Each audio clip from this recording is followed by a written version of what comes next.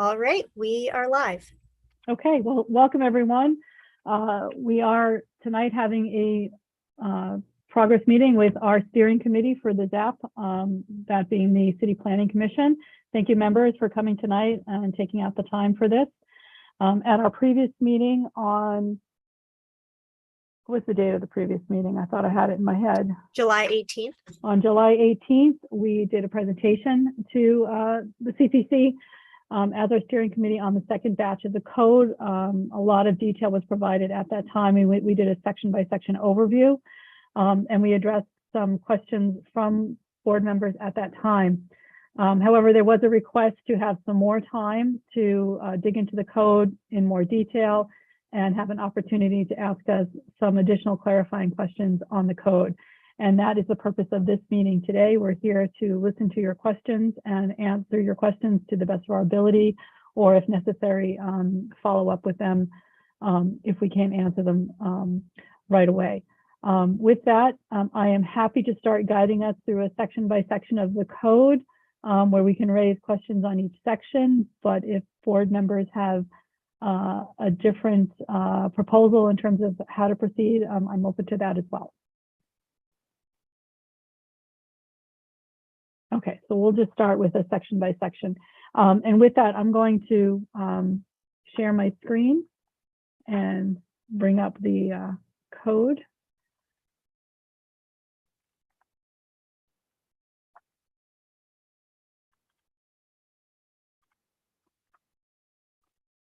Okay, and so what we have here, and I'll make it a little bigger, is what was released on the second batch. Okay.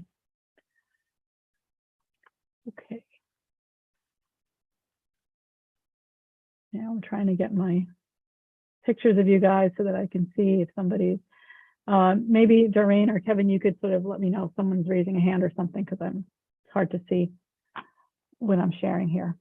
Okay, so this is the second batch of the code. These are all of the articles that included. Article 2, which is the districts and zoning map, that was also released in the first batch.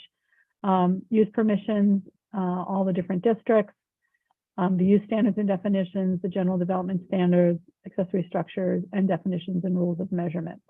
So what we'll start out with first is, are there any lingering questions on the districts or the map or the use matrix? I think these have been out for quite a while, and we've had a lot of discussion on these, but I'm not sure there are actually any outstanding questions on these at this time. If there's any board members who do. Okay. I'm going to scroll through that. Residential districts, these are the purpose statements of the districts. Were there questions on this section? We did have some last time on this. Are there additional questions on Article 4, residential districts? Okay. Hold on, Roseanne. I've got some notes. Sorry about that. I'm just trying to that's fine. keep up with my organization that I've got here. And a quick question before I start diving into my stuff too. I've also got the comments that were submitted by the South Wedge Neighborhood Association, I think is who just submitted that 3-page list of questions. Is that right? I think that's where that's really came from. Got it. Thank you. Yeah.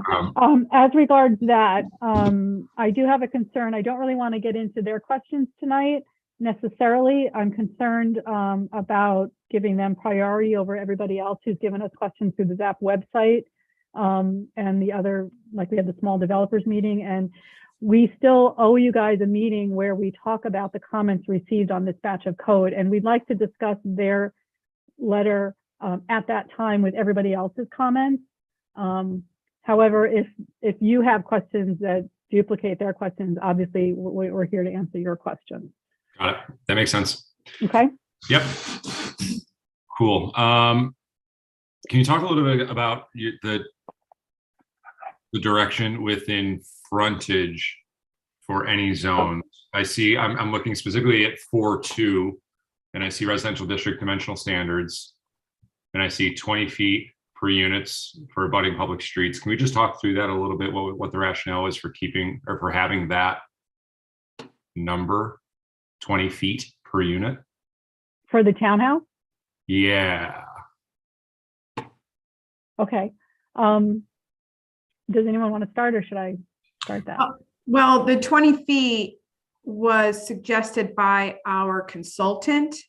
So that's essentially where that number came from. So I don't know if we have other rationale, but I think that was where it came from, right, Roseanne? Yes, and I think it's based on sort of a typical size of a Rochester house. I think it's part of it. I think it's also based on a size that is a reasonable size for allowing townhouse development with all of the things that you have to fit in it. It being a narrow thing that has windows only on the front and the back instead of on the sides. But a lot of it is from the recommendations from Camiros, from their experience with other cities and towns, as well as just a gut check on our part that it's a reasonable dimension to lay out a reasonable dwelling unit. We did have a small developers meeting, and there was concern that that might be too wide. We may be revisiting that, but I do think we need a minimum. There was also a suggestion at some point that we not have a minimum, and we are not comfortable with that, simply from looking at what happens in cities like Baltimore, where they get to be too small, and when the market is soft, those too small units are the ones that you can't rent and the ones that become sources of blight. Sure. Did anybody from the CPC have a comment on that particular number? Is that why you're asking the question? Yeah, I was asking only, and it's funny because it's kind of, it's a little anecdotal, but I was in a house pretty recently it was within the last couple of weeks, and just as I was writing notes, that's actually in the Gibbs Street neighborhood. So historic space. The building itself, I think, is like probably late 1800s, early 1900s, and it's an exceptionally skinny building. And it just made me think about, like, okay, there are examples of this that aren't even brand new construction, but they exist in like original styles of residential neighborhoods in town. And I think with it being if we're promoting density, and some of my most favorite neighborhoods in other cities outside of Rochester are those that have these beautiful, somewhat deep, but like very short, narrow front yards, and relatively skinny structures themselves. So it was just a matter of like a design question that was popping up for me as I was thinking through it. Okay. And if we're promoting density, then maybe 20 is not right, but maybe 15 is. I don't know. Okay. I will say that, as with all of these, if somebody comes in a unique, a specific location where perhaps everything is a bit narrower, or a specific unique project, they do have the option for going for an area variance for this. There is a path if it doesn't work for a particular site. Sure. I think our concern is creating units that create long-term problems in terms of being able to renovate them and meet building code and fair housing code and all that stuff. But we can certainly consider a slightly narrower, but we will still have a minimum. Does anybody else on the commission? I appreciate that comment, and because we've heard it before, it's particularly interesting. Does anybody else from the commission have any comment on it? Because obviously your input is really important to us. So if you also have concerns with that number, hearing from more of you would be beneficial for us. I can chime in a little bit here.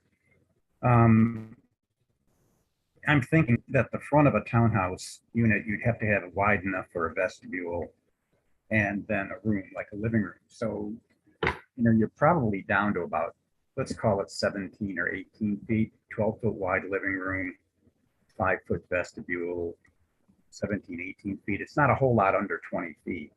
But I think if you start making them narrower than that, it's going to feel like they're really small units. And there's also the context of these being placed in a neighborhood and you know, somebody living in that neighborhood, there's sort of a character to that neighborhood.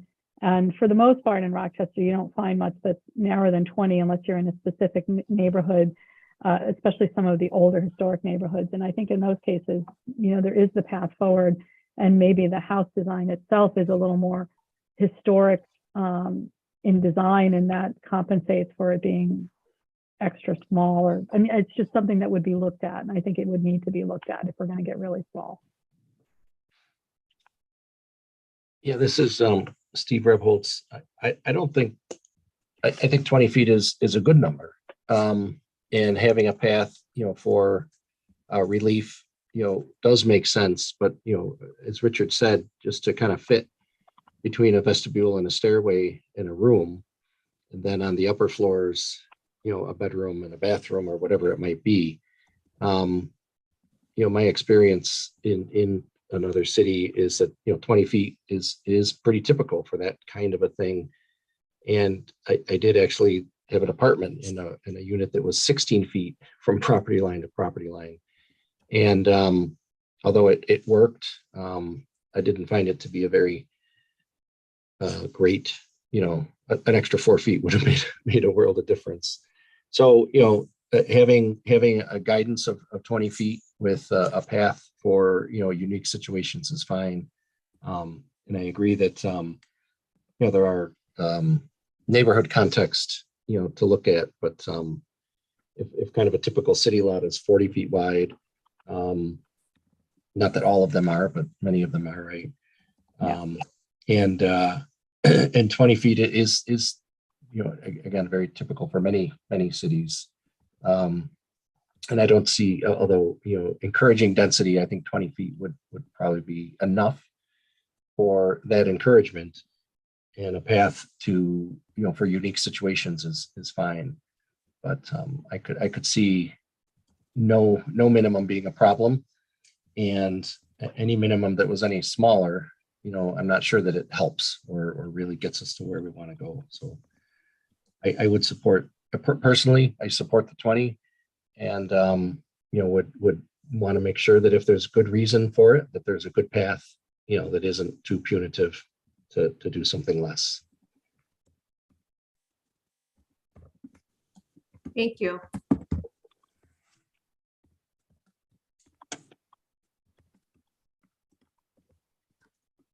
That's Okay. very helpful, that feedback.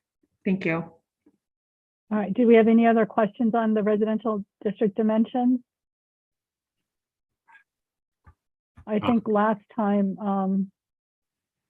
there was a question on the two coverages. Yep. And we talked a little bit about that, and I'm going to let Doreen talk on that because she did talk with the consultant further about that.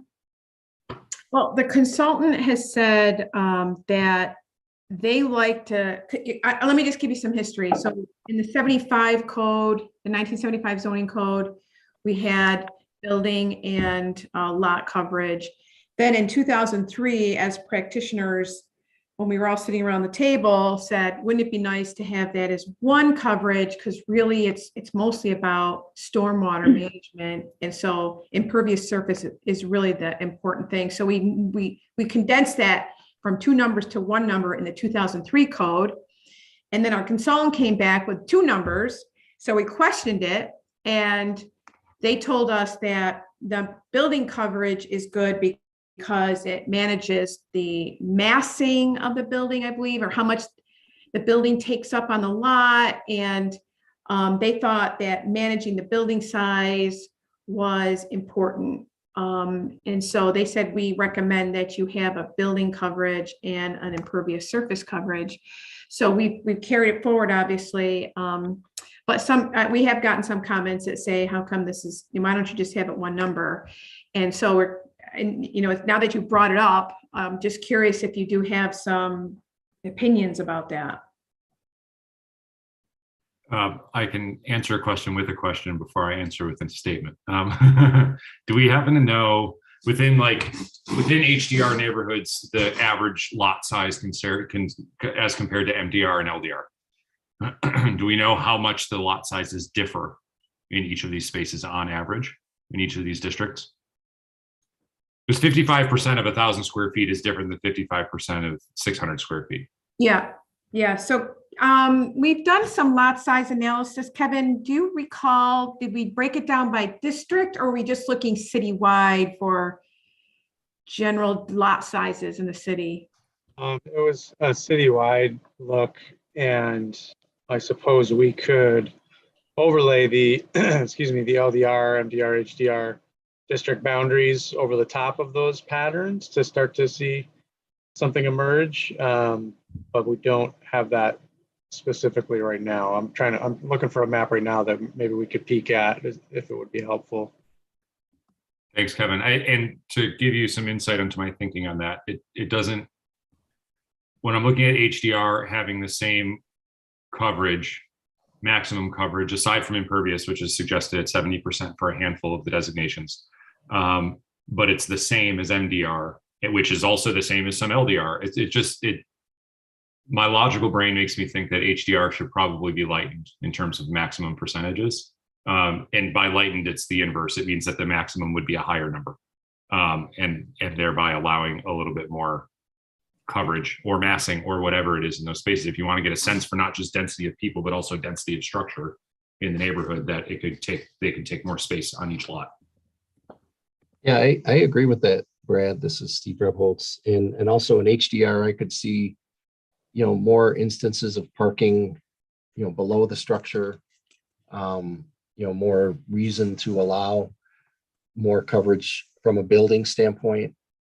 I like the idea of a separate number for LDR and MDR to kind of keep, it feels like it would help keep the amount of space around a particular building, side yards and rear yards, and, the part of the site that, projects up from the ground, the building part, in scale with LDR and MDR fabric. But at HDR, why wouldn't we allow more density of building, and more opportunity to use more of the site? It's just a question, I guess. But So, I mean, in concept, I agree with Brad's comment. Okay, thank you.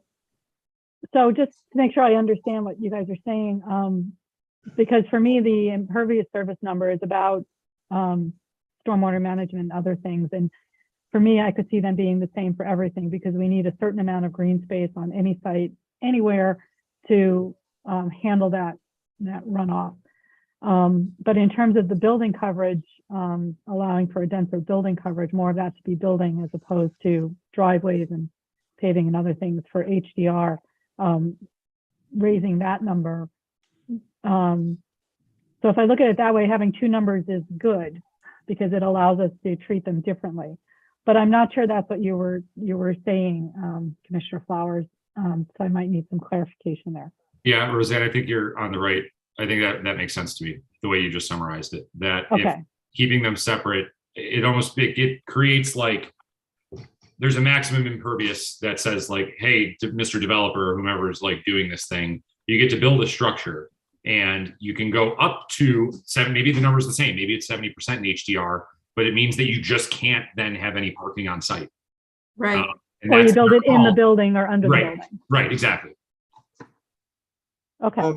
One thing to keep in mind, and I'm just kind of looking around the map here. Well, by the way, I did find the map that we put together, and it was about lot frontages, not lot sizes. So that would. Oh, that's right. Okay. We could do something, but in any case, I think there's a temptation, at least for me, when I think of LDR, MDR, HDR, to look at them as sort of linear in their relationship. You go low, medium, high, right? And that's sort of proportional jumps. But in reality, that sort of trajectory only works with low and medium. When you jump to HDR, what the districts encompass is actually a lot of large lots with large buildings on them, whether they be like the mansions on East Avenue or garden apartment complexes. It's not that sort of linear relationship where you would picture like you get to the highest density and then that's like really, really tight living. What that actually shows up as is our mixed use districts. That sort of next progression that you might picture is actually in our neighborhood mixed use and downtown districts. In reality, HDRs is in relative to the lot size, is actually kind of lower density in some ways. So I don't know if that impacts kind of where you were going with that or not, but. Kevin, you're saying that in the HDR, most of our HDRs have very, very large lots. There's certainly I wouldn't say that's true for every lot in that district, but there are a lot of large lots in HDR. Picture East Avenue is the perfect example, and obviously those are huge homes, but proportional to the property, they're actually quite big lots. And then garden apartment complexes is the other very common type of development pattern that's in the HDR. Or a high rise. The occasional high building rise. on a lot, yeah. Yep. So Kevin, you might have just answered my question that I have about this, and I apologize because I'm late to the discussion and the meeting. I apologize to all of you for that. In addition to the fact that it might make my question stupider.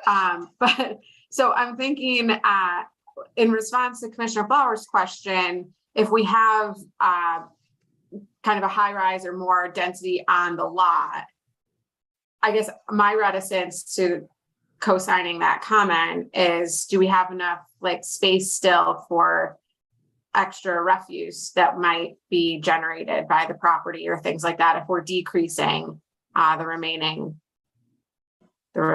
amounts of lot size? But Kevin, it sounds like you're saying just because it's HDR doesn't necessarily mean it's more people residing on that lot.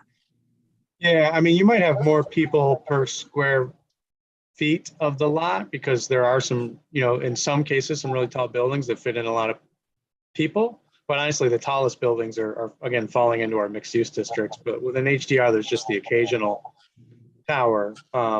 So the proportion of people to the lot size is higher, but the proportion of the building footprint to the lot size is not necessarily higher because some of those lots are pretty large.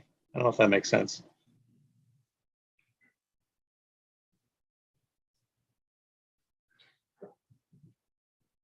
Yeah, I would just ask, this is Steve Rebholz, is it that we're trying to encourage, in the high density district, 50% of the lot to not be building, right? Or 55, whatever that number might be. And that to me kind of dictates a design outcome that, might be perfectly fine on East Avenue, but maybe not someplace else. Or if, the garden apartment outcome, was created by wanting this kind of, building to site relationship, whereas maybe there are different and creative outcomes if we allowed the building coverage to get closer or to be equal to the impervious surface coverage in the HDR, where it makes sense to me in the LDR, in the MDR, getting the sense of the scale of those neighborhoods. In the HDR, is it necessary? And maybe it is. So I don't know if there's any examples of, HDR types of structures that, high density residential structures, do we always just kind of want a tower, or we always want a large building surrounded by a larger site? Or are there other, organizations of the site? Again, thinking about parking, within the building or other, kind of creative ways, so we manage and make sure that we're attending to, stormwater, excess through impervious surfaces, but allow for a different design approach if we allowed a little more building lot coverage. So I'll leave it as a question. I think it's probably fine at 50%. And again, there's probably an avenue for, for varying that allows for careful consideration to site specific areas. But it feels like it's encouraging a design response that always has a building, at 50%, no more than 50% of the site, when there may be some neighborhoods, some areas where a different expression or a different level of, building to site ratio might be a good thing. And it might address, the issue of encouraging density where we want to encourage density. I'm I don't know the answer. I'm asking the question and thinking that Mhm. maybe there is more options if we increase it, or maybe that was, I don't know if our consultant might be able to look around and say, yeah, there are good examples where that happens, or no, where that's allowed, it really results in kind of a bad outcome, and we'd rather stick with this outcome. So I don't have another context. I just have kind of the designer in me is thinking about why would that limitation be so necessary where I'm looking for a higher density of residential? And maybe a building type that's not a garden apartment or a tower or a converted mansion. I don't know. Mhm. We can work with our consultant on that a little more. And we could, Go ahead. and I think Kevin was saying he could come up with maybe some mapping information on what the lots are in our HDR areas. That sound reasonable, Kevin? So I guess from a comment standpoint, I would leave it more as a question and a desire for some benchmarking more than a comment. I don't think it should be changed because I know it should be changed. I wonder if there's any benchmarking that would suggest that more flexibility of building to site in the high density residential would present opportunities that would be, positive or beneficial. Okay. So I think we'll leave that as a question for now, and we'll try to get some more information on that one. Yeah, and I think as we try and find that right balance, it's important to recognize there's existing development patterns and then there's desired development patterns, and sometimes those are very similar to each other, and sometimes we want to make a little bit more flexibility there. So, again, we all appreciate the character of East Avenue and those mansions, but they're, the nature of the lot sizes that have been there for generations is maybe different than the kind of high density residential that we would want to promote in new development. So it's, just something to keep in mind. Okay. But it sounds like we're realizing the possibilities of having the two different numbers, and that might be something useful. Yes, that's what I'm hearing too. I'm hearing that, the overall impervious surface coverage, everyone agrees we need to have green space because of stormwater management and whatever else, but it's the building coverage. No one's saying that we should definitely combine the two numbers. They're just suggesting that we be a little more deliberate and look at some other examples through our consultant, and really be as strategic as possible for the building coverage numbers. Okay. Okay. Any questions on the height? Sorry, real fast. Yep.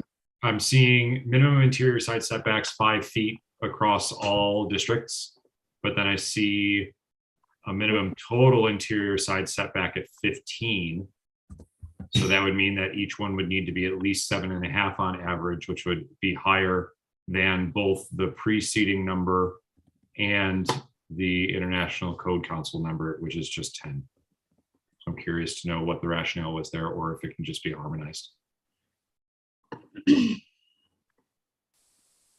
Okay.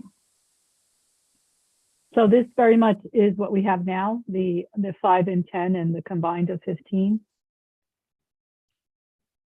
And so that has to do with the 2 side yards on one lot. So one Yeah. side yard would be 5, the other would be 10, the total equals 15.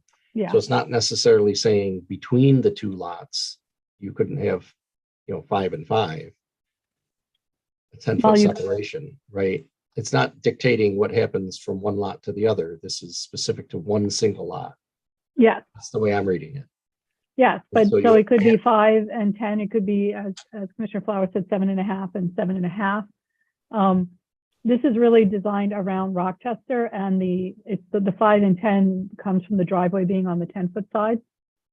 And I believe the 5 generally comes from a sort of minimum access to get things around the property and emergency services around the property and things like that. I know this has been around for a very long time, and it's something that's very consistent with what we have now and what seems to work on our lots. So if someone was to get a variance to not build a residential parking space on their property, they could go 5 and 5. They don't have to go 7.5 and 7.5. They could go 5 and 5. Well, they still need a variance for the total 15 then.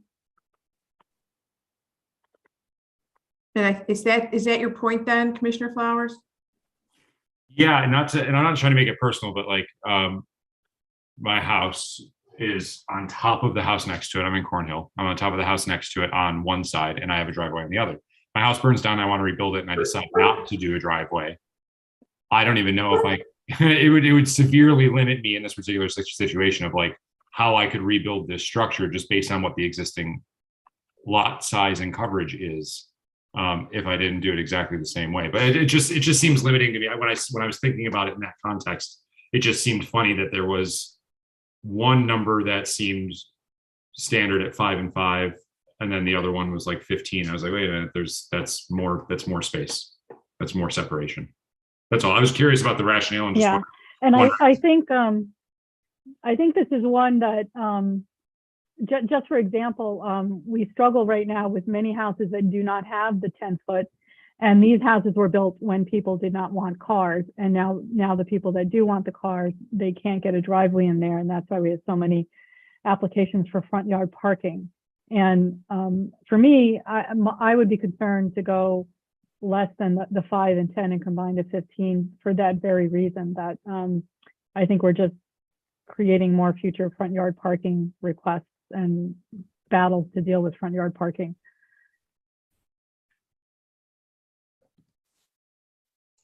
Got it. Yeah. If the rationale is to minimize front yard parking, then count me in. Okay. Okay.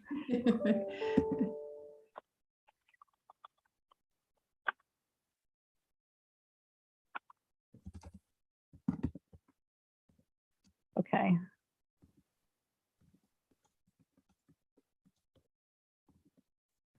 Okay.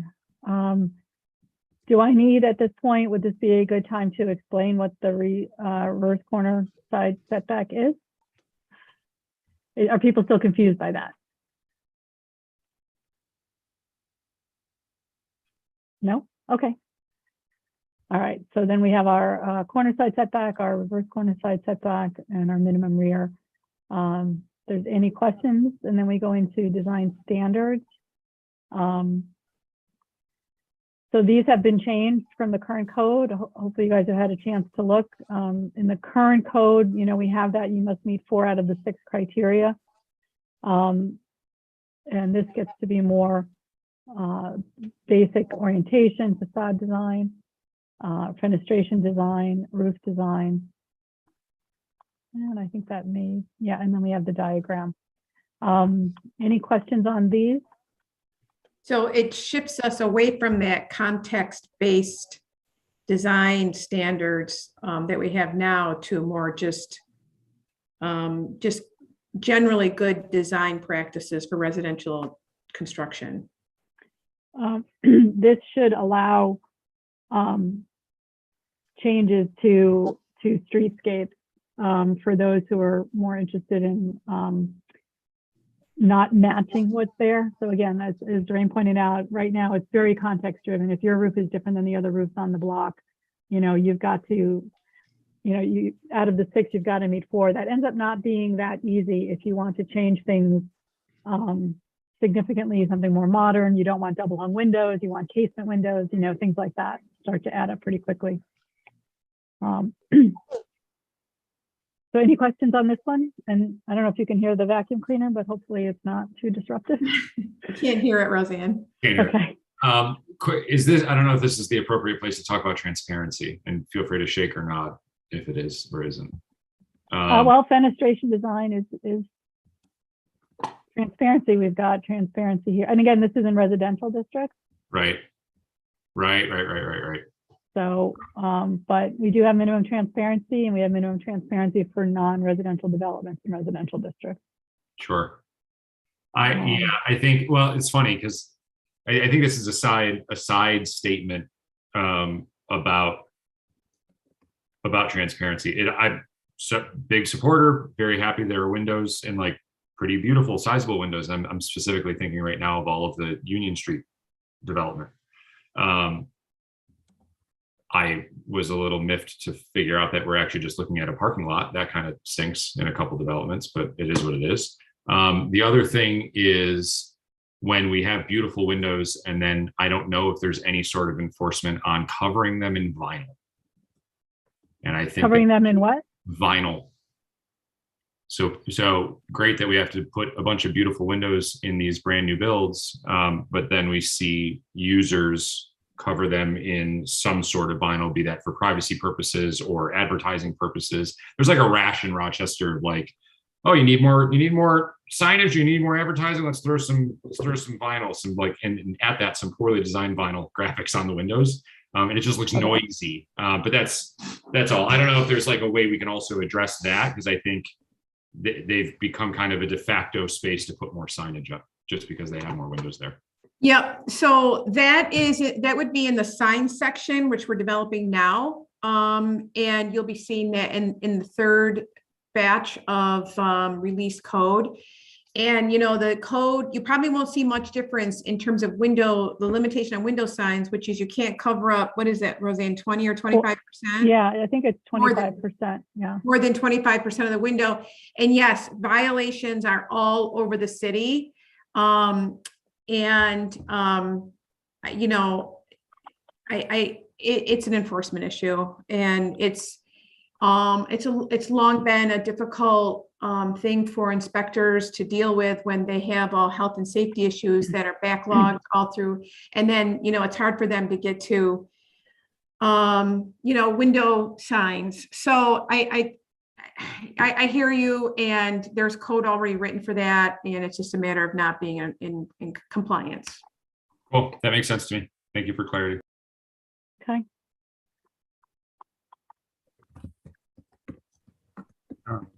I've got a question about that. Are we talking about building code required window openings, or which you can't reduce? But I mean, I've seen buildings that have recessed panels of structures. You know, the brick is set back, and it's kind of a quasi window look, where it looks, I guess it could come off as an infilled window, but it's not. And it's just a way of giving some liveliness and relief, sculptural relief from the flatness of a wall. But it sounds like that type of thing would be ruled out by this. For transparency, yes. Okay. So no, just in terms of the transparency. I mean, transparency, for instance, for the multifamily, it's 25%, right? So there's lots of space in there to mix and match that. Yeah. But the transparency itself is to make sure that, you know, there's this sort of interplay between the public realm and the private realm. So at night, there's light coming through these windows, or during the daytime, there's activity on either side and you can see it, and there's that sort of connection. I do think we did keep something about the blank, here it is. So you can't have blank walls that exceed 25 linear feet. So that might be a way of dealing with a blank wall section, to have some sort of articulation so that the wall isn't blank, but it has an architectural feature. Okay, that's clarifies the point. Yep, thank you. You're welcome. I don't know if there's, on the next section is the materials section. If there were questions on this, it's similar to what we currently have. And then these are just references to additional standards that just cross-referencing. The prohibited materials list, and I know that they can be added as decorative elements. I'm like rereading this paragraph right now, up to 25% of the facade. I don't know, and this is probably a school of thought thing. I'm going to advocate always for like more flexibility in making things look different, whereas there will be people who want the character to remain the same. I don't know if there's a sweet spot in the middle of like allowing a little bit more flexibility by maybe just revisiting this list and taking some things, sorry about the dog, taking some things out of it, or I don't know, changing the percentage. It seems like a lot of the new stuff that's being built all looks the same, and I wonder how much of that is just kind of being tied based on what we have as prohibited materials already. We did evolve this list a little bit from what's in the existing code. Roseanne, I know you helped out a lot with this because you thought a little overly prescriptive in the existing code. So I think the goal here was to really get to materials, not so much about look, but about resilience to sustainability. I think that's right, Roseanne. It was more about durability than anything. Yeah, definitely about durability. I will say we're still working on number 8. We're trying to make 8 so that it allows for the use of any kind of metal. And so within that any kind of metal, what are we really worried about? We're really worried about that when they come up with these new panels, whether they be composite or whatever, that that it's a system that's going to be a good cladding system, and someone just isn't taking a piece of sheet metal or corrugated metal and tacking it on a building. And actually, we're still tweaking this because we would like it to be very open, but we would like to maintain a minimum level of standards again, so that we just don't get people who want to come in and just nail on a piece of corrugated roofing and use it as a sideboard. We just had a project that came in and they took Trex decking and they started using it as siding, and we're like, well, wait a minute, this is this isn't made for siding. We need to look at this and make sure that this is something that the manufacturer intended to be used this way, because then you've got to deal with installation issues and flashing and all of that. So we're trying to balance that because the other thing is we want to also make sure that reviewing drawings and projects for these does not require an architecture degree by staff and is common sense and easily picked out. So that's kind of the generation of this. We've also very much tried to have it mirror what things are referenced in the building code. For instance, wood structural panel sheathing is something in the building code. So it's something that exists, and someone reviewing the drawings from the plan review doesn't have to worry about not understanding what we're saying in zoning, so things like that. But we're open to comments on this, but that's kind of the genesis of it. Is there a particular one of these that you kind of take issue with or wonder why it's on here? I'm actually probably happiest to hear that you're like revisiting and thinking about the metal panels. I don't know. Again, I'm trying to make this less personal. I don't want to just like say all of my preferences. But yeah, I think like in modernist designs, being able to use some of these more industrial style things within residential spaces can be interesting. Yeah. I'll just jump in. This is Steve Rebholz. I think some of these could be, you could maybe parse it a little too much. So plain concrete block, well, what if I paint it? Is it no longer plain?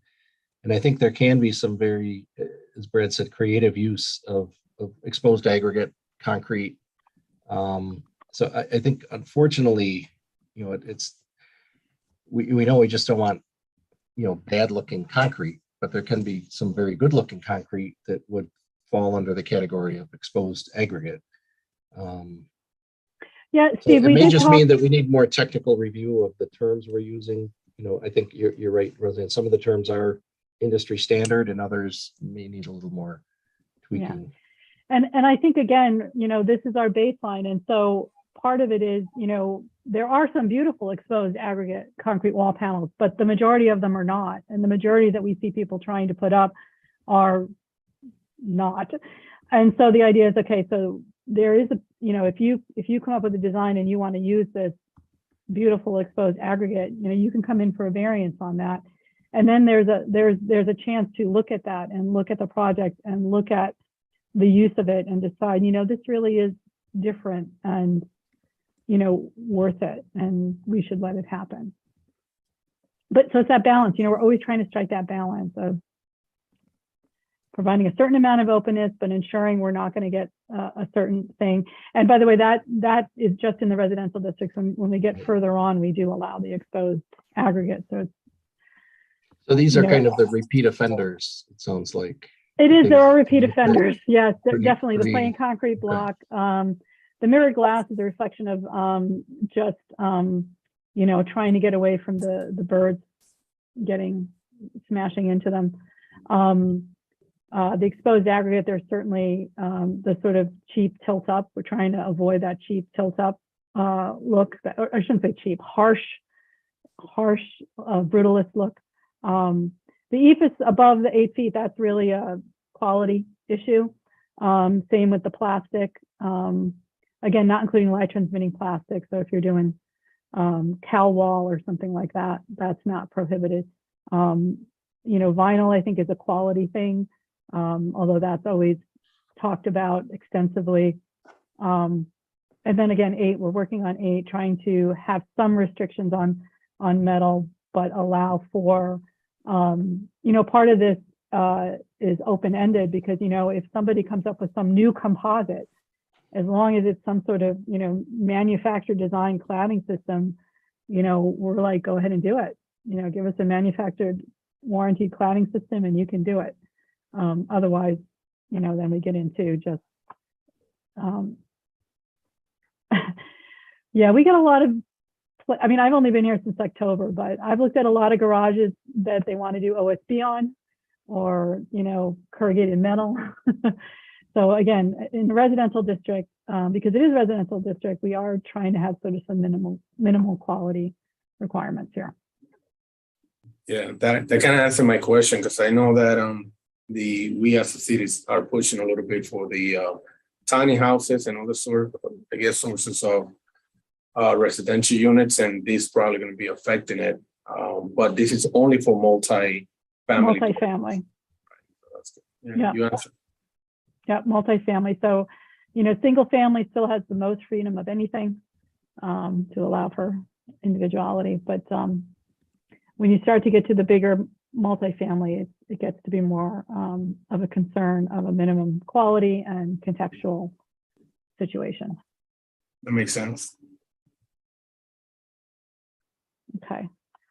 All right, so that is the end of residential. And then we have mixed use and commercial.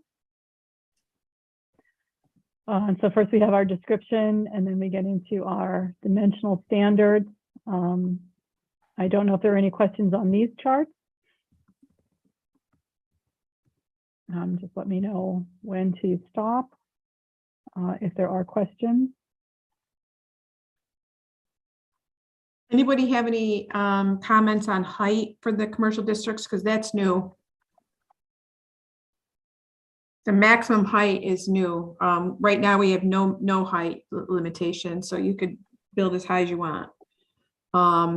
But the height restrictions that we're putting here are largely, I mean, are driven by some of the comments in the work that was done in the comprehensive plan. Particularly also the stepping back, that was something that was, I think, virtually promised in the comprehensive plan. Well, in the comprehensive plan is where we got a whole analysis on height for the commercial districts and what we should do with those. So this is where it came from. But I didn't know if anybody had any comments on those. I guess just, this is Steve Rebholz, elaborate on that stepping back. So where some of these commercial neighborhoods abut or are close to, there it is, okay. Yeah, so these little sections here. So when you're next to it within, within 30 feet, you got to stay down at 40, and then you can go up to your 65 or your 55. Right. Yeah, okay. So that's allowing for a transition. Right. Yeah, and that came out of concerns expressed by the community about how our commercial districts are basically one lot deep.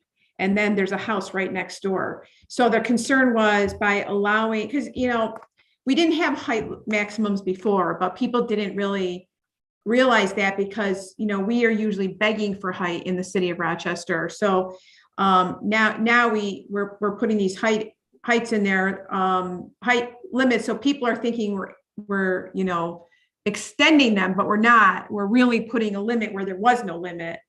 And there was concern about height limits, and that being, what was it, like 55 feet, right, potentially adjacent to a regular single-family home. So that's why the step backs were added in there. It was in response to community input. That's helpful. Thanks. Mhm. Okay, so then we have the setbacks and the build to zone and the build out percentage and the build to percentage. Dan, can and you define those a little bit for me, the build out percentages and the build to percentages? yes, I will do my best. This one I myself am being educated on. So the build to zone is this A zone here, which says how far back we're looking for you to build up to the street. And so we have that 0 to 5 feet, 0 to 5 feet, 0 to 10 feet, and none. And then a little bit different if you're doing residential in the non-residential district. Then we have the build out percentage, which is B here. So for B, if you have your width of your lot, you have your lot frontage, and for a certain percentage of that lot frontage, we want to see building. So that's your 80% here. That looks like about 80% there. On activity, on a neighborhood activity or a regional activity street. So these are our busier streets. For FMU, we just go straight to 60, and then other streets. So that's sort of defining how, on the frontage, how wide we want to see that building. And then we have C. So looking at this side, you have your build to, your build out percentage for B. So say I need to build out 60%, say, for B. Within that 60%, we're not saying you have to have an absolute flat facade across that 60%. We're saying within that 60%, 60% needs to be up to the line. And so you can, that allows for sort of L-shaped buildings and U-shaped buildings and things like that. And it's a different way of looking at it, but it is something that we do see elsewhere. Kamira's showed us some ways that this works, but that's how it works. So it's allowing, it's trying to build up that street frontage without saying we need a flat facade this many feet on the frontage. It's trying, again, to introduce some concepts that might take us a little bit of adjustment period to get used to, but are intended to allow for some design flexibility while still maintaining a strong frontage along the street, particularly on the more urban streets. Did that make sense? Yep. I will admit to being someone who is learning how to use this part myself. But the more I'm getting into it, the more I appreciate the kind of flexibility it's intended to provide. And then interior setbacks, that's just between property lines and the rear. And then we have the design standards. I don't know if there were questions on this one. We have the standards, and then we sort of check off where you need to have those standards met. Again, trying to use some easy to use charts, different, rather than how we currently do it, where we sort of list it individually for each district. Oh, we're missing a couple little lines there, but. So again, this one is, again, less prescriptive than the current code, but intended to provide for some minimum quality and more flexibility in design. Yeah, I think the chart usage is great, and I do just generally support the idea of being less prescriptive. I think these are all good directions. I mean, one of the battles of a zoning code is to allow for design flexibility, but the one thing that zoning codes are never going to do is prevent ugly. I mean, no matter what your standards are, you're still going to get beautiful and you're still going to get ugly. There's nothing zoning can do for that. But the goal is to have some minimum quality standards, some minimal contextual standards, and then address the urban realm, like with the transparency and things, and the entrances and the prominent entrances. Again, we have the list for multifamily and additional standards and non-residential. So it's very much the same here. Although I will say, I thought we had the concrete allowed here, but maybe I don't remember, or we just rough finish. So it's just rough finish. So if you want a polished finish or something like that, trying to get away from the tilt up pebble walls. We see those a lot. All right, any questions? Because I think we're about to end non-resident commercial districts. Okay, and then we have downtown mixed use. Downtown mixed use, we're going to have somewhat similar, I mean, the same concept. It's just, you know, much larger numbers because we really want to build up that street frontage. So we have the 10-foot build-to zone. And again, what we did here, which I think is pivotal and important, is we switched from having all these different downtown districts to acknowledging that, you know, we want to do this by street typology, because even within a district, there are, you know, downtown activity streets, you know, the really prominent active streets, and then the downtown link, and then you have these alleys and private internal access and drive. And to acknowledge that we don't need the same level of building on each of these. We really want to build up those downtown activities and for the most part, the downtown links. But you can see in a lot of times there's just nothing on the alley or the private internal access drive, because those are internal to the site, or they're not really part of the public realm. They're more utility oriented. So we're trying to do that. And we do believe that that will allow for some context, you know, within a district, so that everything within a district isn't cookie cutter, that it really sort of starts to acknowledge the tapestry of the different streets and the width of the different streets and the types of different streets. Okay, so we have Roseanne, real quick. Yep. You brought up a point that maybe you want to leave some margin here for conversation, because it has come up in the community comments, is this idea of transitioning from our design districts downtown. They're not called design districts, but they essentially serve as design districts. We have the River District, Cascade, Main Street District, and I'm off the top of my head, maybe Kevin knows the rest of them, but anyway, and so we're transitioning from those area-wide design to a street type design, so that crosses all parts of downtown and it's just by street. And it's a way to implement and recognize the work that was done for the city's comprehensive access and mobility plan, which is online. And that plan was designated all our streets with a typology, and that typology is guiding the land use and the design we want to see in downtown specifically. We did use the typology out, and I think our neighborhood mixed use, or our NMU neighborhood mixed use districts too. But anyway, so curious to hear if anybody has any thoughts on going from these area-wide design districts to a more street typology design concept.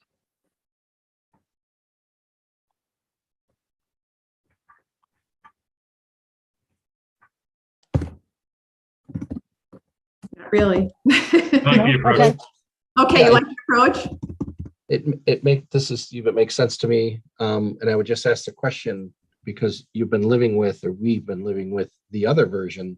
Did it result in, you know, good development, or did it hamper development? I mean, personally, the street typology makes sense to me, but if I think about Cascade, or, you know, I don't know what some of the others might have been.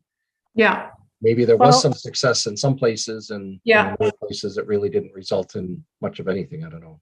Yeah, so we tried to pull in, you know, the waterfront, you know, the river district or whatever had, you know, wanted us to pay, you know, to acknowledge that the river was a frontage, and we pull that into this chart where waterfront is considered a frontage that needs to be acknowledged. So we did bring that design in, and then I think, Roseanne, didn't we do something special with We did something special with Cascade. I'm looking for it. We kept the It's material restrictions. Materials changes, yeah, I think Yeah, that's what we I did. have to find it, but we kept the material changes so You that go ahead, I'll see Cascade. if I can find it. Okay, but we did, so there are, certain specific unique things.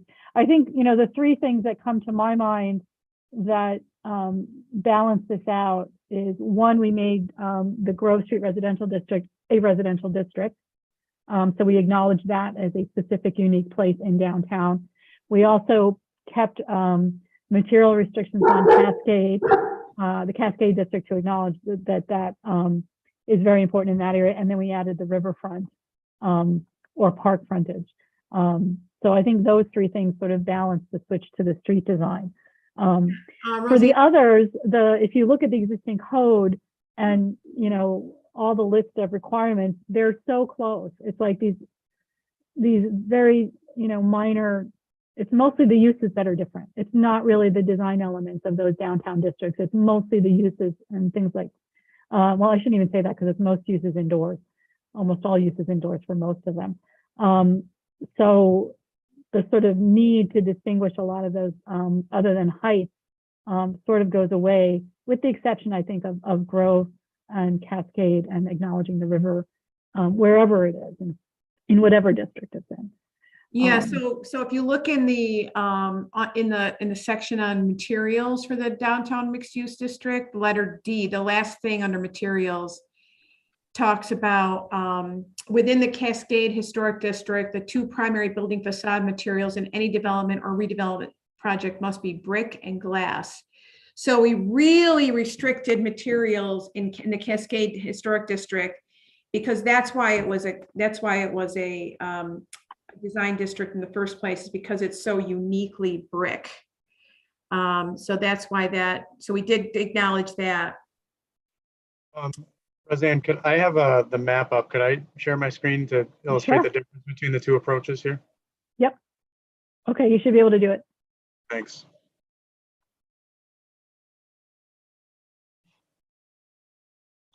Okay, can everybody see the map? Yep.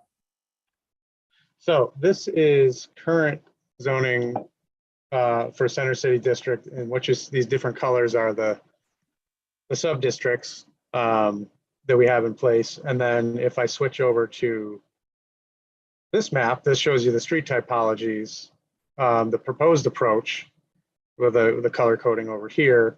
And it's really mostly downtown link, downtown activity are the two primary, and alleys as well. Those are the primary street typologies.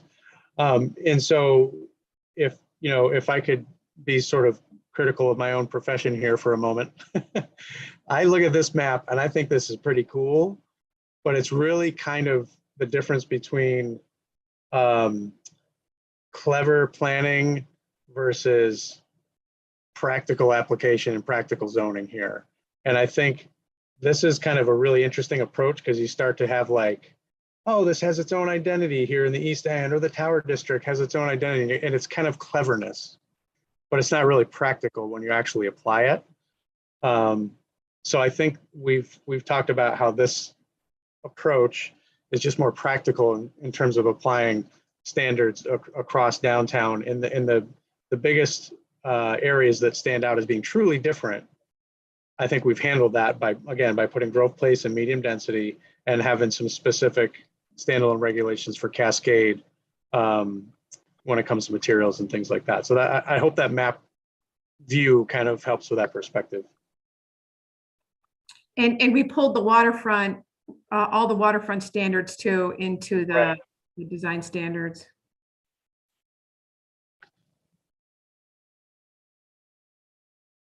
Okay.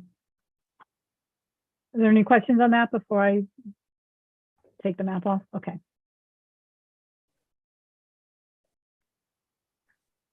Okay, so we kind of jumped over to show you the Cascade thing, but so we have the same sort of zones here. We have the building heights.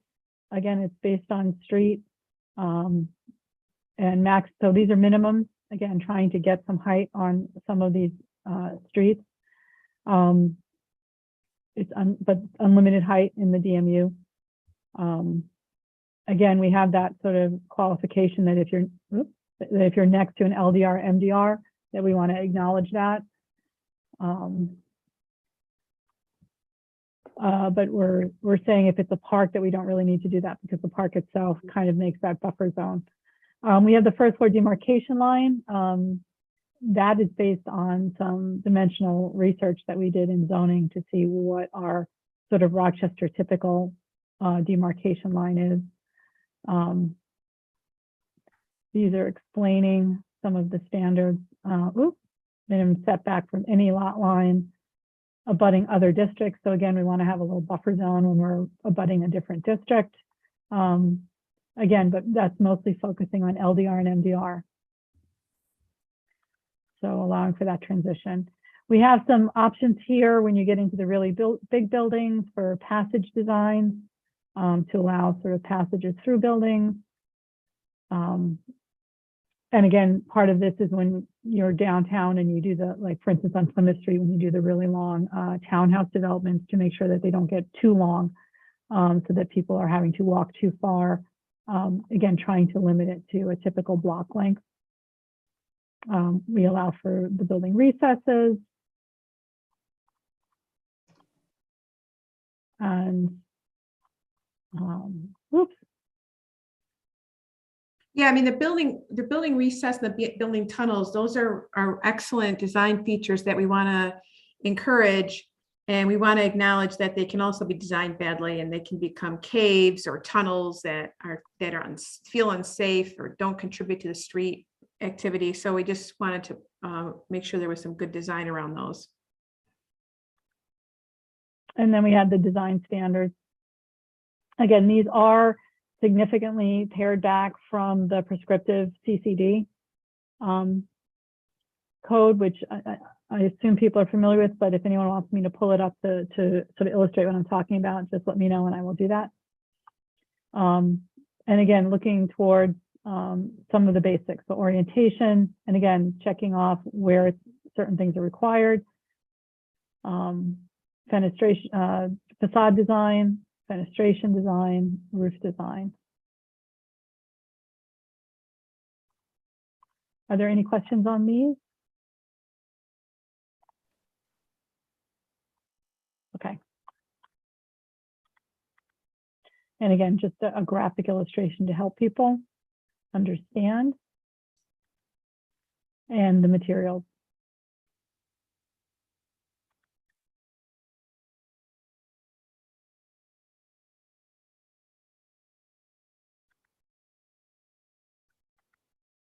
Okay, then we have the village center districts.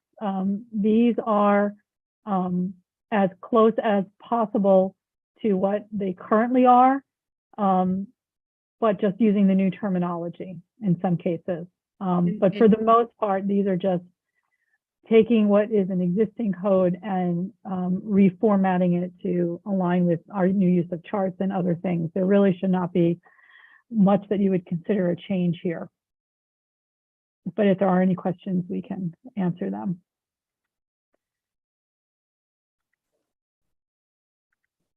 So that's why in some cases they don't necessarily match the others. So then we have Harbor Town and College Town. And particularly College Town being so new, a lot of it was just, we even kept all the diagrams and things for that one.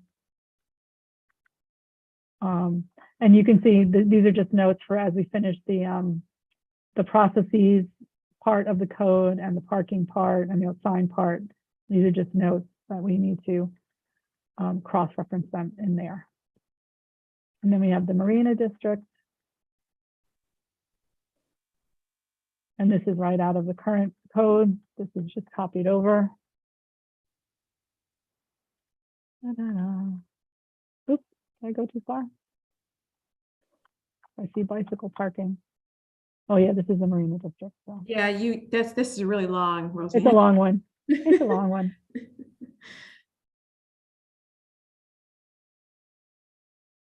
should probably, if I knew the page I was going to. Okay. All right, Industrial District. This one is its own. This is a very sort of lenient district. Again, we're looking at a lot of these will say none. There's no maximum building height. Again, there's no minimum setbacks unless you're next to some other districts, residential and Harbor Town. Design standards are scaled back to reflect the industrial nature of the use. One of the best things we've done for industrial, because many of the industrial sites have multiple street frontages. So, having that corner side yard is going to help industrial districts a lot. Also having the ones that have the through lots where you have a front yard on two sides, having one of those designated as a front yard is going to help a lot. And also having the design standards sort of apply just to some of them. I think it's this one, just applying to that front facade, so that, sort of acknowledging that as you get internal to these and you get on certain streets that are filled with other industrial buildings, we don't need the level of design that we are requiring now. I'm looking for that. So if they face a street, the waterfront, or a park, must include an architectural element.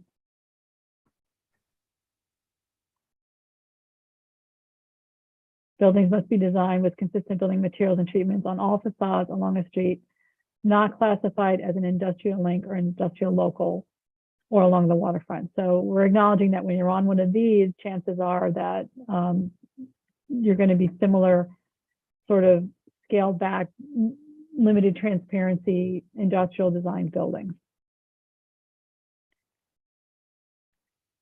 And I think we have to revisit this, because I think this is the one where we were like, we should allow any kind of concrete panel, but maybe we'll go back to that. So we, But the A one, we had the concrete blocks. That's the one we took out. But also, Okay. if you look at the introductory paragraph for that, it talks about how that these Again, are only prohibited along streets that are not classified as industrial link or industrial local. So if you're on an industrial link or an industrial local street, which are those streets that are predominantly industrial uses, then you don't have to worry about the materials and so forth. So that's a really big help to our industrial development. I think so. Yeah, I think that's going to be a big help. The open space district. So these are our parks and some of our open space. We have a maximum building height. We have some setbacks, particularly when abutting a residential district, they get bigger. And this is pretty basic. We have our overlay districts. I don't know if people had questions on these, but we combined our current overlay office and overlay Boutique. Thank you, to just the overlay commercial, again, to make things easier and consolidate things. We have our airport overlay, which Johanna is diligently working on, and our overlay vehicle district. Sorry, Roseanne, not to go back too far. Overlay Yep. commercial. I'm just, I'm seeing under B2A, no permitted non-residential use shall occupy a floor area greater than 1,200 square feet. Is this going to be a concern? And I know there's probably a route to get around it. Just wondering, like, yeah, I don't know. What types of businesses do you see in this type of commercial district as an overlay district? And is 1,200 square feet, like, was that an arbitrary number, or is that like, what's the math behind that? No, and these two are paired. These Okay. two go together. So there was discussion here. These districts are overlaid on LDR and MDR, Got it. right? And so what we want to make sure is that we are keeping the spirit of the overlay boutique and overlay office, that these are small, intimate places. The 1,200 square foot is very strategic in that if you have a restaurant that's that large, you're kind of at the limit of what we currently promote in those districts. So you're looking at, I don't remember the numbers, but I believe it was 8 to 10 tables. We did a little calculations on that. And likewise, the 45 people is for bars. So again, we looked at, we want to allow bars here, but we don't want to allow huge bars here because this is fundamentally residential district. So, we came up with that number to limit the bar size, basically. So that's kind of where the generation of those numbers came from. And then those are the sort of high occupancy uses. If you're looking at a retail store, you're going to be fine. You should be fine with those numbers. If you're looking at a little boutique store, or you're looking at a salon or something with less intensive use, those two numbers should balance out. And that is, that's per use. So you can have a 1,200 square foot salon and then a small bar. I mean, it's intended to make sure that these don't become uses that are more appropriate in actual commercial districts. So yeah, just to expand a little bit on this from, we have some of these big old residential homes, especially on East Avenue. And I don't remember where else we have the overlay commercial, but University. So they're usually big old homes, and it's in a residential district, and there could be people living in that home, in that building. And so, but to make that building, because it's so large, more marketable and keep it, responding to the market, they could put a little commercial use in there, but there could be people living literally, upstairs, downstairs, down the hall. So you have to really be careful to make those very low impact uses, because it's in a residential district. And I think it's probably predominantly in the HDR, Roseanne. HDR. Yeah, I think so. I don't think you'll No, find the Park Avenue, that one of the overlays is, I think, R2. Yeah, our MDR. Between Goodman and Oxford or something, I think. But is that now? That might be now at an NMU or BMU. I don't know. No, I think we've got.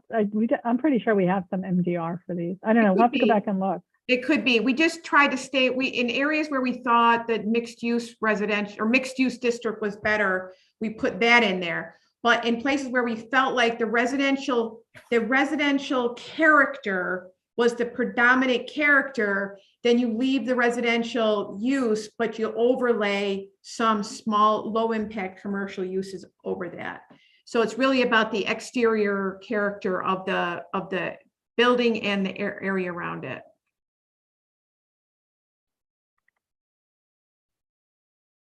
Because I think one of the standards for the overlay commercial is that you can't change the residential character of the exterior of the building.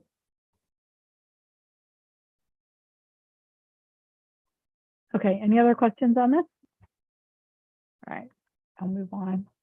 The vehicle overlay, again, this is intended to acknowledge those areas where we have these clusters of vehicle related work that are working, and to provide some relief. Again, so this is to acknowledge existing areas. We're not going out and creating new areas that don't have vehicle use and using this. This is really just to acknowledge areas where we already have it and it's working, and to acknowledge that and allow for some relief from having to do a CNC for everything they want to do. Or so again, just to allow these businesses to exist with a reasonable amount of oversight and regulation, but not the sort of excessive amount that they have now, because they're always treated as non-conforming.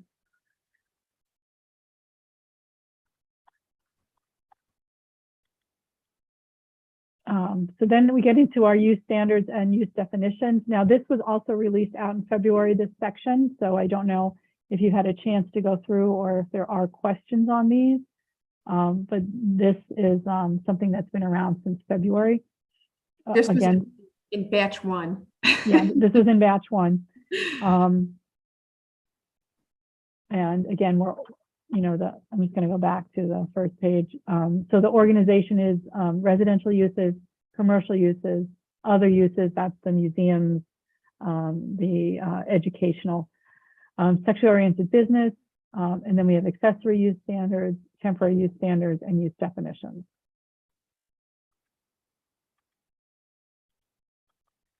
So I can stop if people want, but I'm just going to skim through this since this has been out for a while, but we did add some diagrams.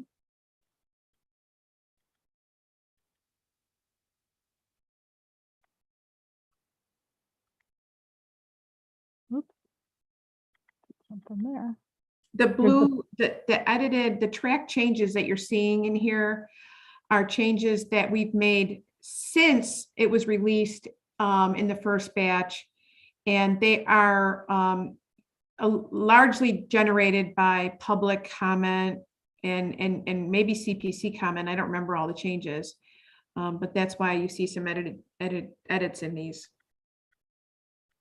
This is our new pocket neighborhood diagram. Okay. Commercial and industrial.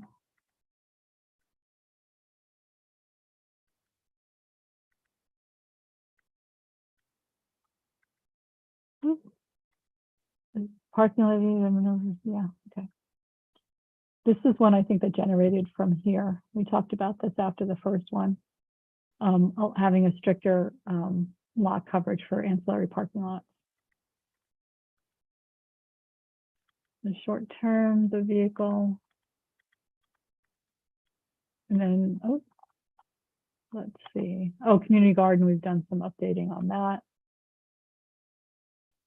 Was it the planning commission that wanted us to change it to short-term rental or something? That's one of the edits. Yes, we changed the name because the name was too difficult. Yeah, the edits which we did not disagree with.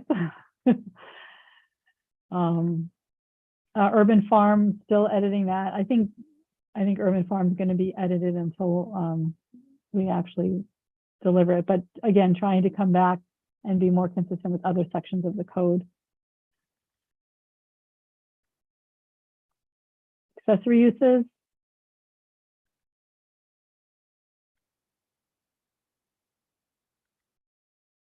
Again, in some cases, we took this out because we're putting it in the sign section because it's a sign.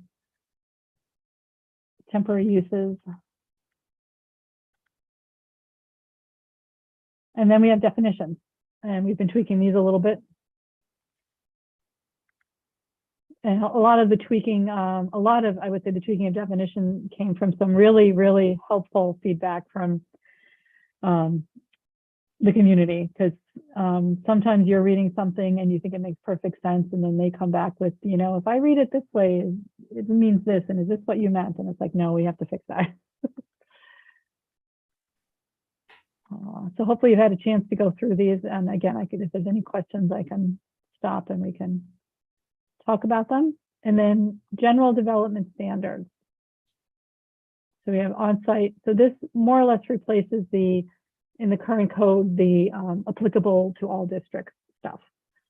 So we have on-site development standards for residential conversions. Again, this is our big one for tempering the increase in MDR from 2-family to also allowing 3 and 4, but converting to 3 and 4, you have to go through your residential conversion standards.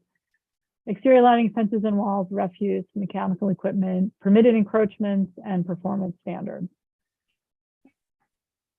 And if there's any questions on these, I'll just scroll through, but if there's any questions on these, let us know. And I will stop and talk about them.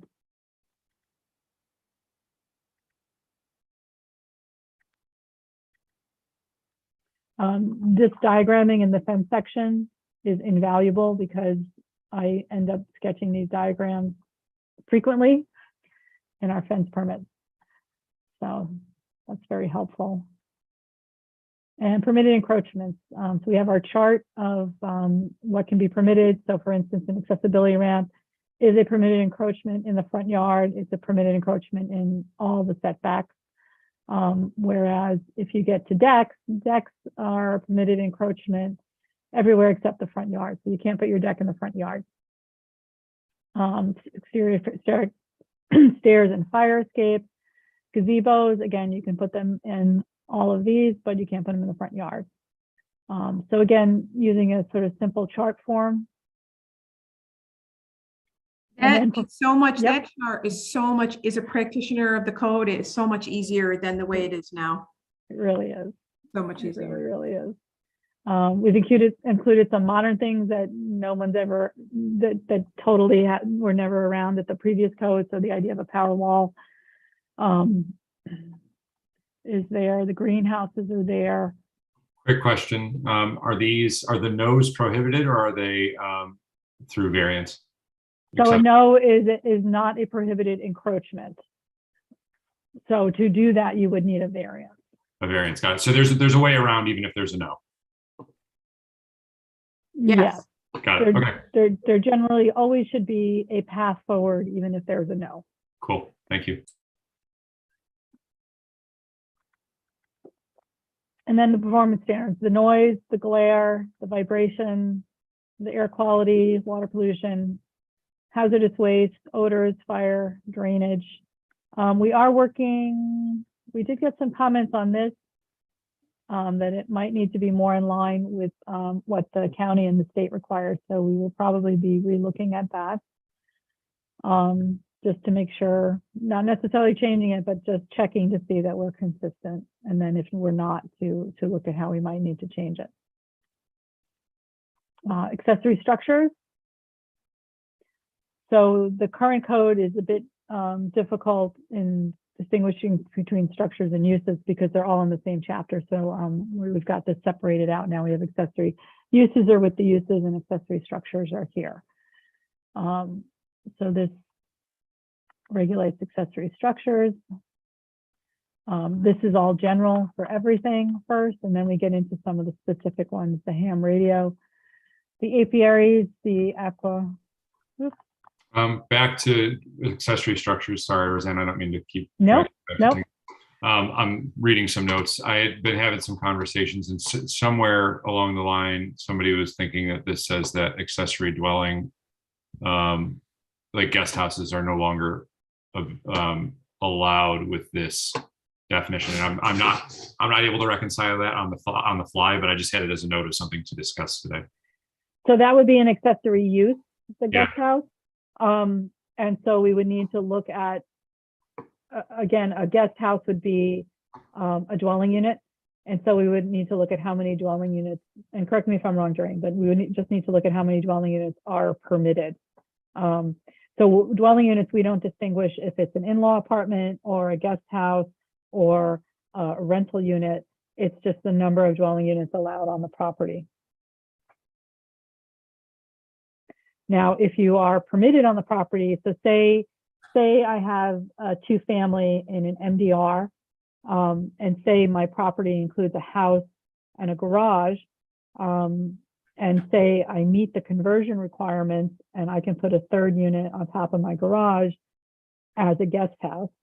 If I meet the conversion standards, the parking requirements, the lot coverage, the maximum height of the garage, all of that stuff, and I'm in an MDR, then potentially I can do that.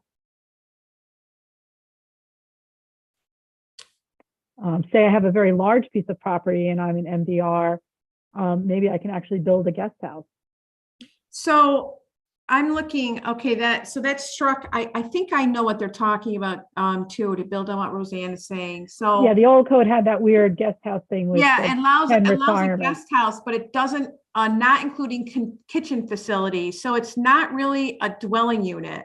If it doesn't include any kitchen, it's not a dwelling. So this was more of a, like almost a place for people to sleep, I guess, but not for people to live. So an accessory dwelling unit would not have been included in that. So now if someone wants to build another house, another unit on their property, it's not accessory, it's just another house on the property, like Roseanne was saying. Yeah. But I think what there is in the existing code, although I don't believe we've ever in any, well, my history here isn't that long, but I would count Suzanne in here maybe. No one can think of the last time somebody, oh, I thought it was in here. Somebody actually, Roseanne, I got it in front of me. Yeah. The last time somebody actually required a permit to do that. Do you want to share for a minute and show them it? Sure.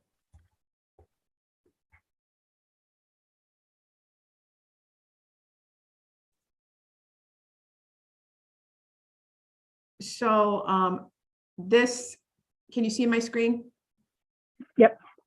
So this is where under, for residential uses, the following accessory uses and structures. So you can see here, we have structures and uses together, whereas we're separating them out for clarity. And I personally think that it's much clearer to separate them out. But right here is where we have that provision that I think the person that sent you a comment is referring to.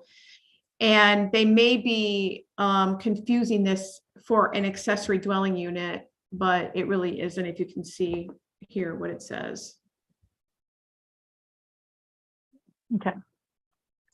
So it's only for guests and employees, I guess, but not as rental units or for permanent occupancy as a dwelling.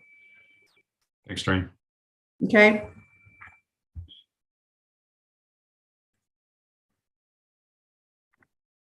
Okay, let's,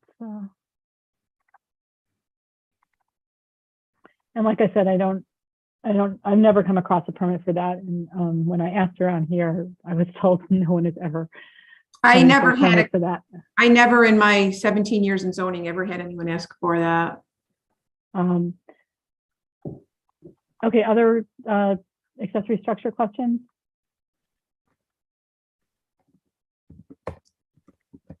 And again, we've got some diagrams here.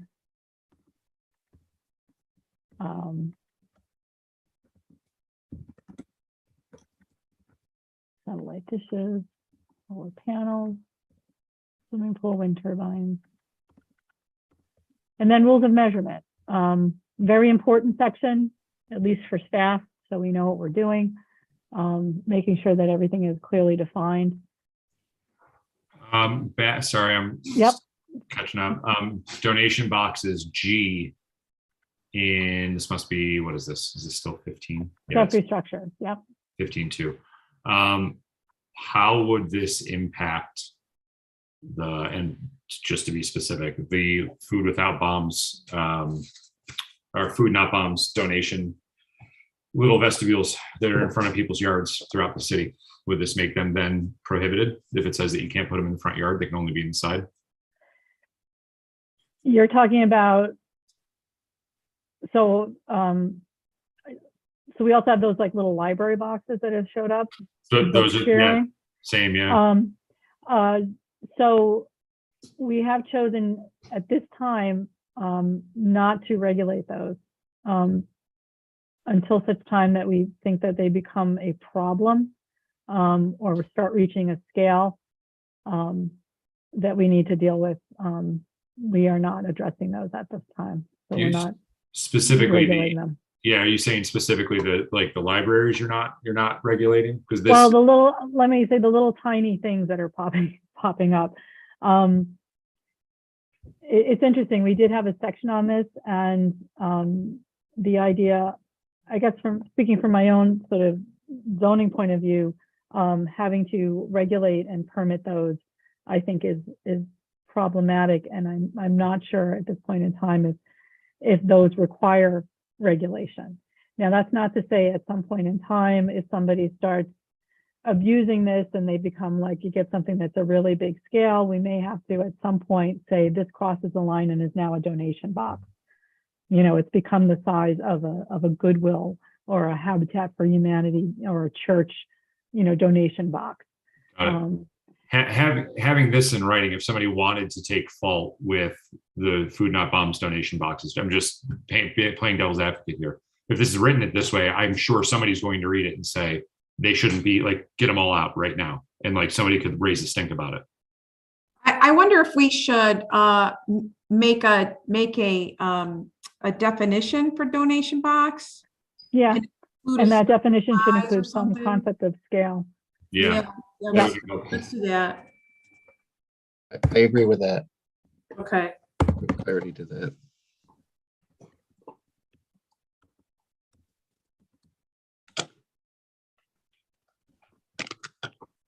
And you're talking about those the little structures people are putting where they're putting in free food? Yep. Yeah.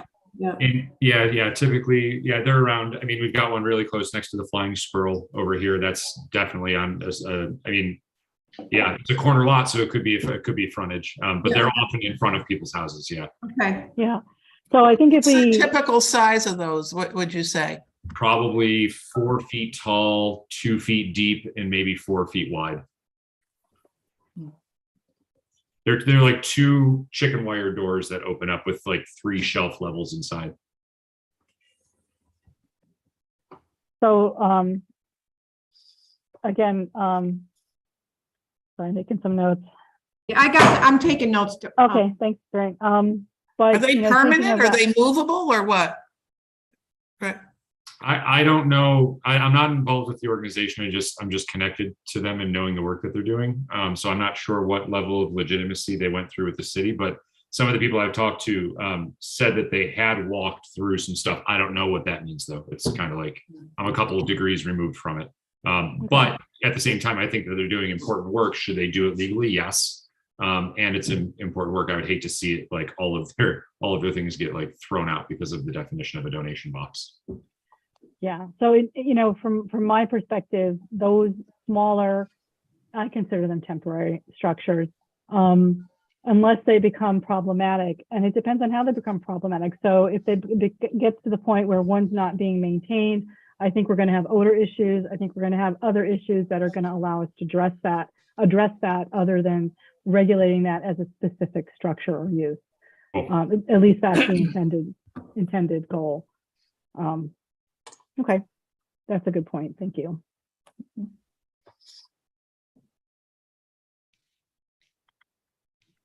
If you go to the link in the chat and you go all the way to the bottom of the page, you'll see examples of the for the food donation structures.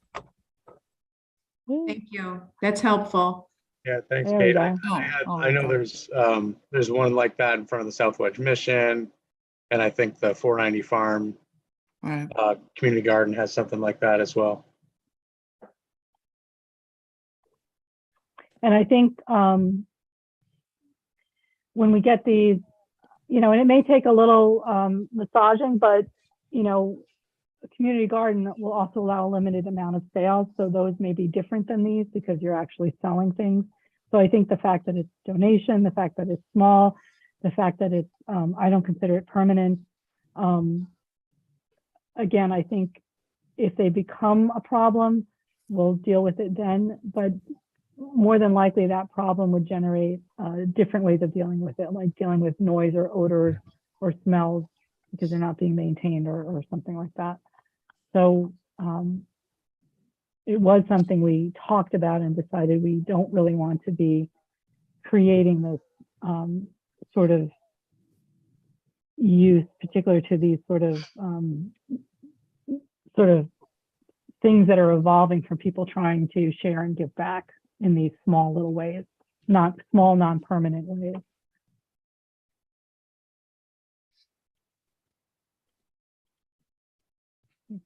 Okay, so again, we're just defining a lot of things here, general abbreviations, so you know what we're talking about when we abbreviate in the code. And then we have our definitions. There's a lot of definitions.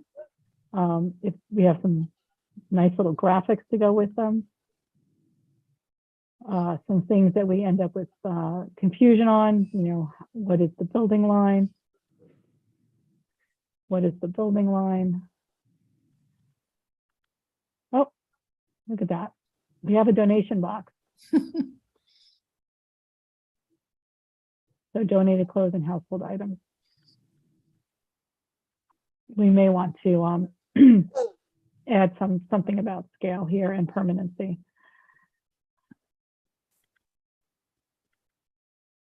The note that I have is when, you know, in defining donation box, we want to include an exclusion for that so that we can exclude smaller scale donation type of free libraries and the free food. So we'll have to figure what that exception is and make sure we include that. Okay.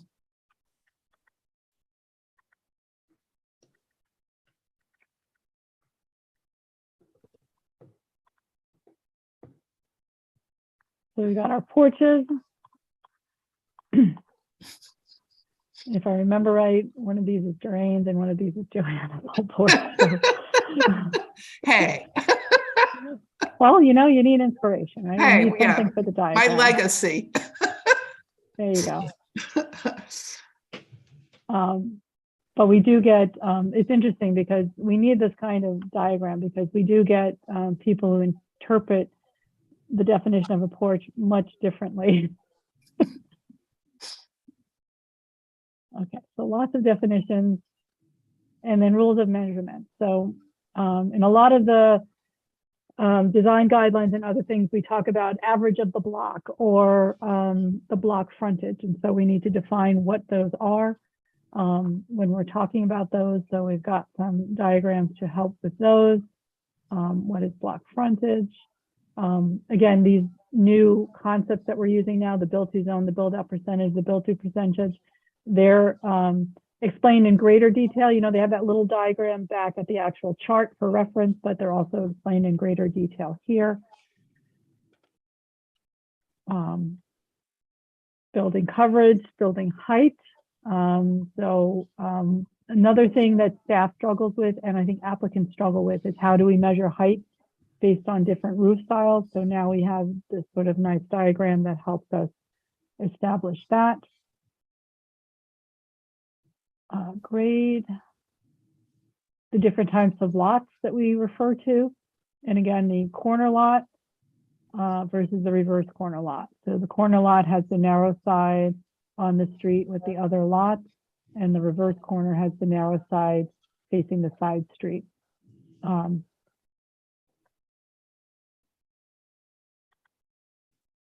Lot frontage, how are you measuring lot frontage? This is a flag lot. How do you measure lot frontage on a flag lot? Different lot lines and what they are based on what kind of lot you have. Yards and setbacks. Again, people get confused between a front yard setback and a front yard. So going to great pains here to make those distinctions and make those very clear. Corner side yard and the corner side setback, the reverse corner side yard and setback. And then we have some diagrams to illustrate that. So again, the setback is a hard line. It's set by a dimension and it's off of the referenced lot line, where the yard is between the line and the building. So that can be a irregularly shaped space.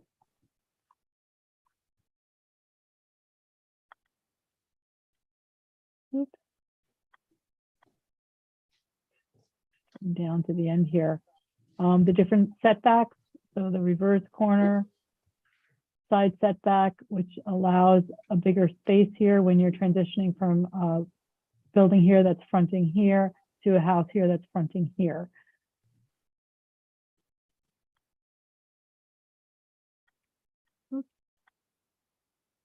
What to do with the flagpole? So you got your flag lot. How do you deal with the flag lot? Because there's a skinny connection. And that is the end. We'll stop sharing. I have maybe just as going back a bit, but back to the use chart. I was specifically interested in the logic behind on page 3-5, the vehicle fueling, vehicle repair, you know, those are things that come up to the Planning Commission under special permits. And I guess, how do they differ? Is there a logic? So I look at vehicle fueling and it looks like, you know, they're permitted in these, you know, boutique and neighborhood mixed use, but only to the extent that they were there to begin with, I think, right? That's 14. Yeah. But then So other than that, they're specially permitted. So it's kind of either they exist or they have to go for a special permit, and that's fine. Was that intentional? And that, how does that differ, or does it differ? Because I'm thinking about an industrial zone where why would it need a special permit? But maybe there's a logic behind that.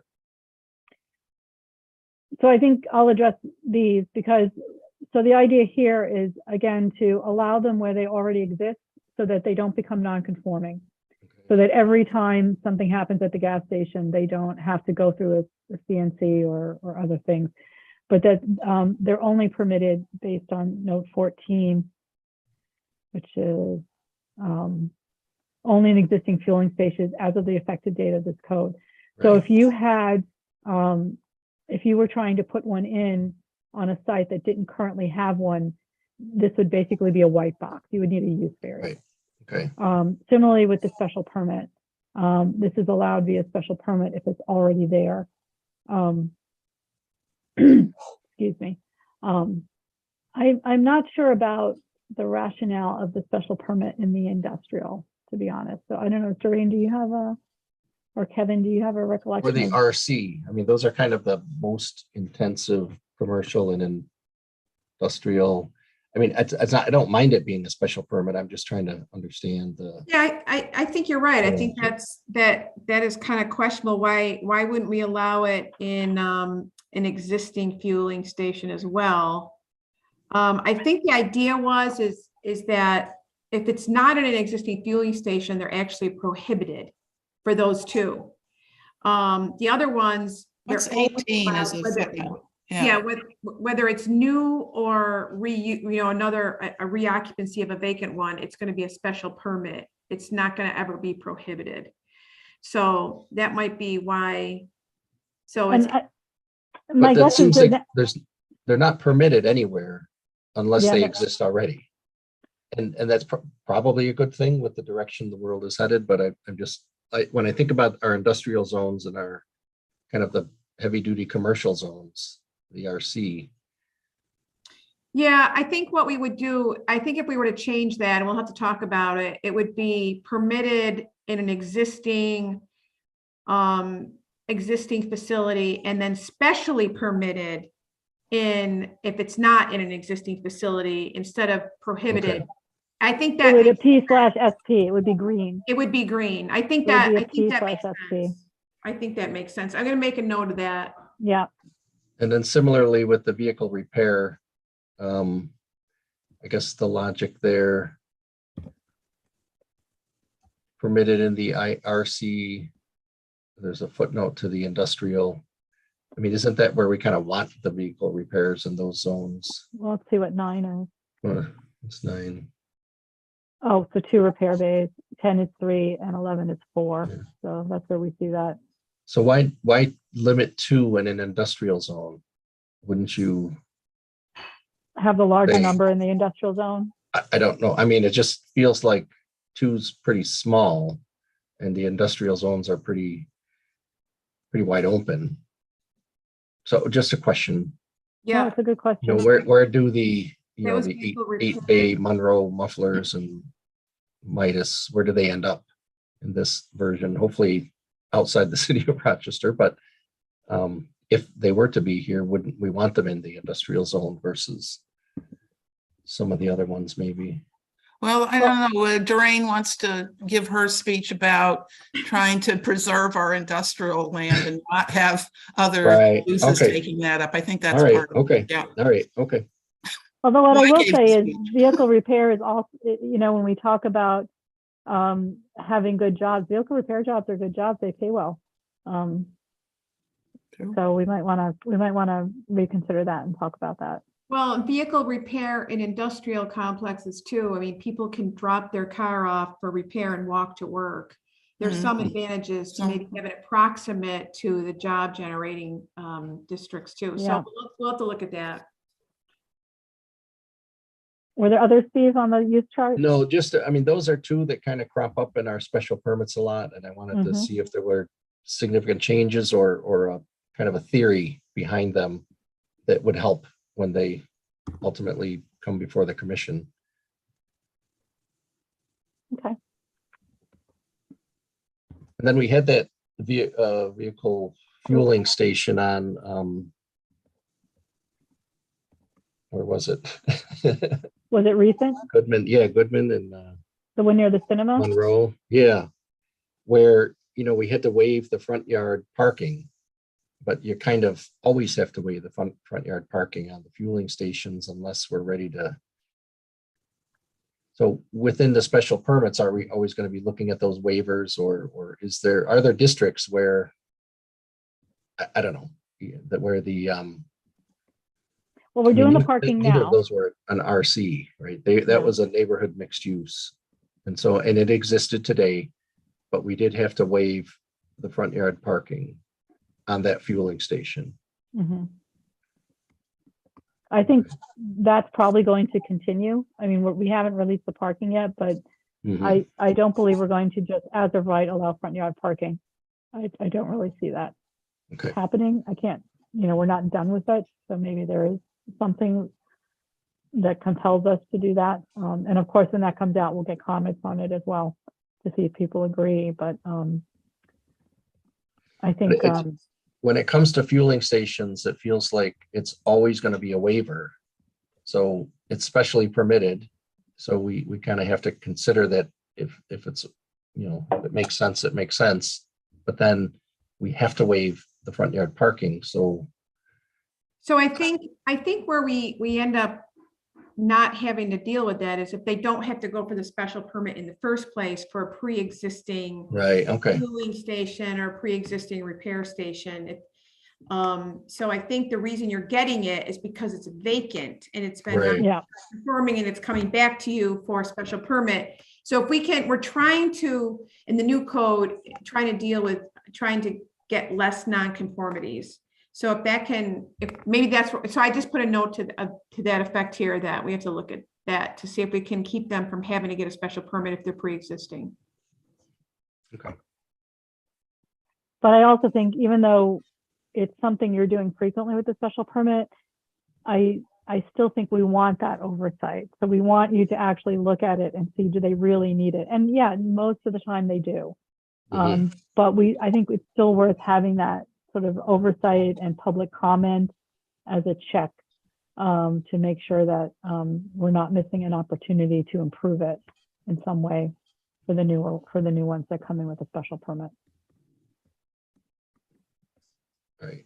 And I guess with that, the only thing I would leave us with is would we want to permit fueling stations in the industrial zones, or do we like the idea of them always having to be specially permitted unless they exist today? And I guess I'm comfortable with both, but I just wonder the logic behind that industrial zone, except that what Johanna said about preserving them for industry does make sense.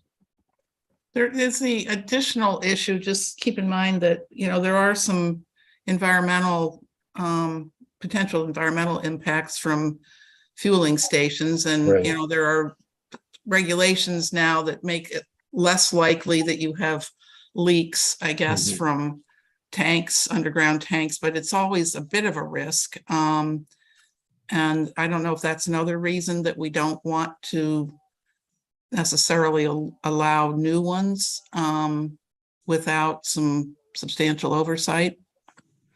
The planning commission doesn't look at No, those not that part. environmental regs in the same way that the codes and standards are looking at the use. Right. Yeah. And so, are there districts on this list where we wouldn't want to have to deal with a special permit because that's actually where we want those uses? And the two that jumped out at me were RC and IND, but maybe there's a real strong logic to why we do want to continue to have them as specially permitted kind of across the board, except where they exist today. That's for the fueling stations. Yeah, I mean, if they, why send them for a special permit if the code has regulations on them in terms of, all their components, why would they need to go if they are consistent or compliant with all of those requirements, why get a special permit? But I mean, we have to talk about that because if we don't have a lot of regulations around the design, then they need to have that discretionary review. Right. Okay. We have to look at the regs around those. Yeah. Yeah, they could be better laid out. They can better present themselves, and the RC and industrial districts probably need a good presentation as well as any other district. Yeah. Or better than it. It's just unfortunate that they're always kind of the same. A big canopy and a bunch of parking in front of a convenience store. It's just the way it is. Okay. We will take a look at that. Any other questions before we wrap up? We've taken your 2 hours, and we're very grateful for it, but we don't want to overdo it. Any last minute? Okay. All right. Well, thank you all very much for participating. We really appreciate it. And we will be in touch when we're ready to talk about comments. And of course, when we're ready to go to the next section of code. So thank you all very much. And of course, anything else that comes in between now and then, you can send to us. You can, we'll follow up on it. And thank you, everyone. Thank you. Appreciate Thank it. you. Great work. Thanks. Aye.